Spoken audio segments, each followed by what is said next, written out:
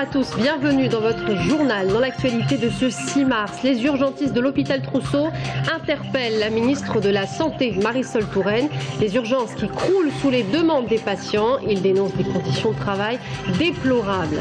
Le verdict sera rendu ce soir à Tours aujourd'hui, deuxième jour du procès des tournantes. 4 jeunes femmes demandent que justice soit faite. Notre journaliste a assisté au procès cet après-midi.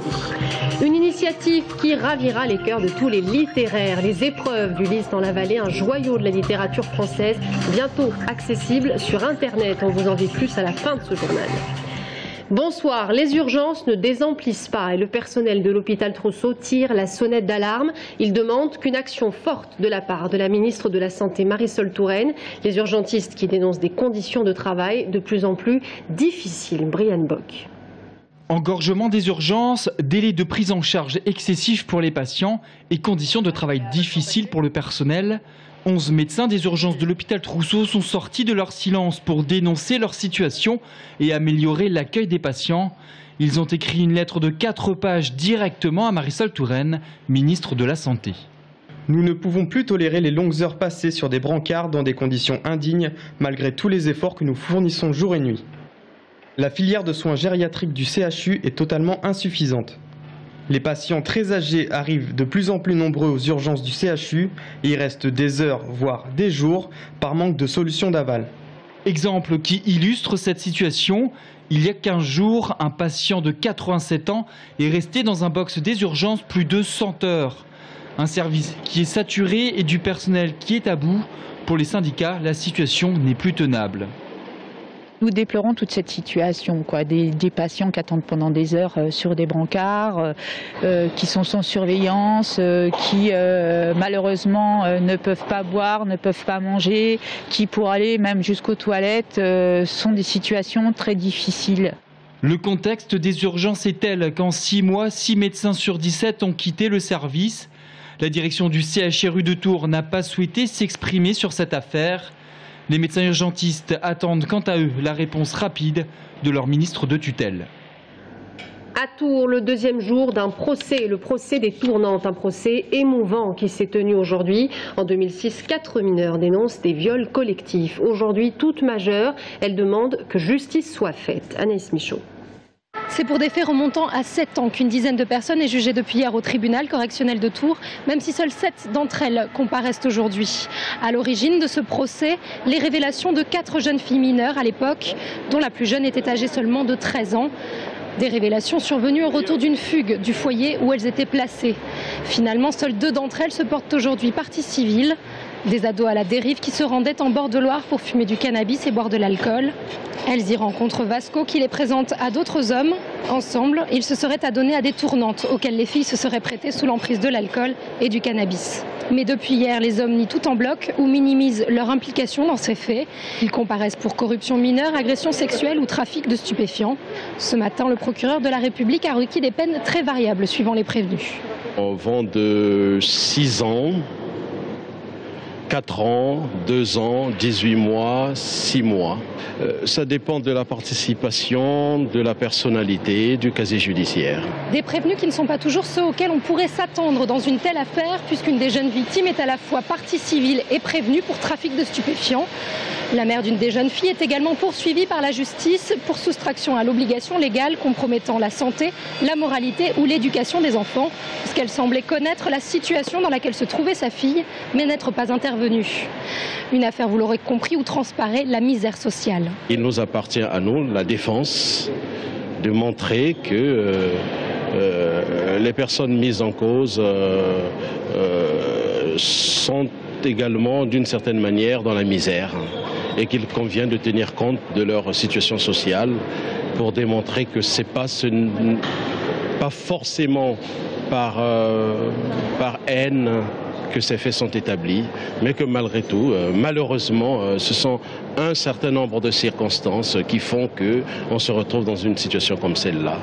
L'alcool, la drogue, qui constitue une véritable misère sociale. Le procès qui devait se dérouler sur 3 jours a finalement duré 2 longues journées, puisque le jugement est attendu pour ce soir.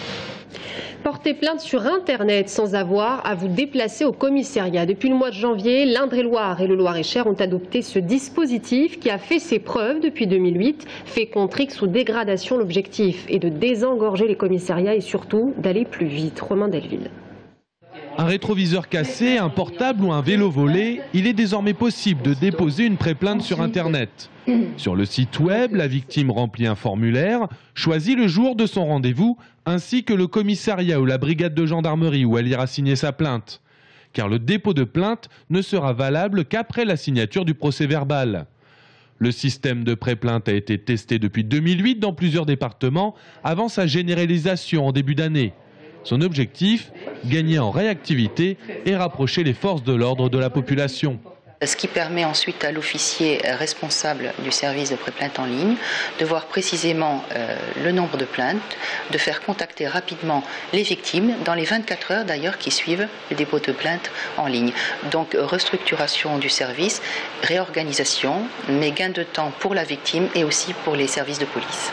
Ainsi, la victime d'un cambriolage sera plus rapidement contactée afin de réunir des indices sur place. Le vol avec effraction peut donc rentrer dans le champ d'application de la pré-plainte en ligne, mais d'autres délits en sont exclus.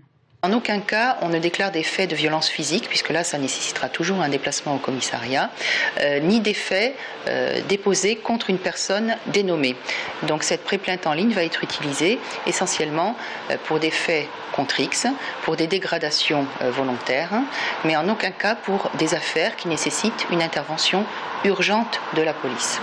45 plaintes en ligne ont été déposées au mois de janvier, 73 en février.